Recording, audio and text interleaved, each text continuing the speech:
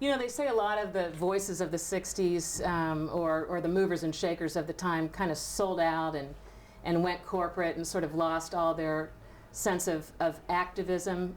Do you agree with that? And if so, do you think that's going to come back? I don't think you can make the blanket indictment. I mean, you take somebody like Sam Brown, who was running the moratorium against the war. He stayed in social causes the rest of his life. Carl Pope, who is in the book, was an anti-war activist at Harvard.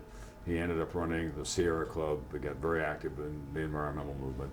There were a lot of what I would call weekend activists who said, man, I was at those barricades for 24 hours. What do you do now? I'm a hedge fund manager. I haven't done anything since then. Can't understand why. A lot of it was theater, but there were people who were truly, passionately, intellectually, morally committed to the cause, and there were a lot of causes to be committed to. Mm-hmm. And finally, just in light of your book, The Greatest Generation, if you had to pick a superlative or any adjective to describe the generation that... Hell-raising.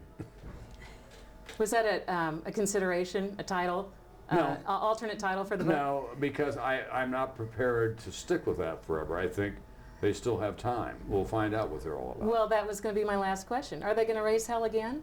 We'll see.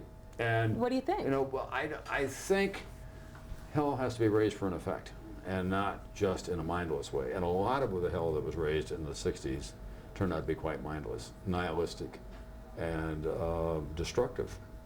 You have to remember that Mark Rudd went from being a radical student leader at Columbia to a founder of the Weathermen.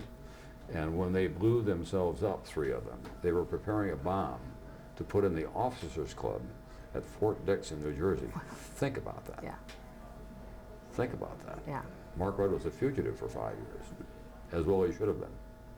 Thank you very much. My pleasure. It was great.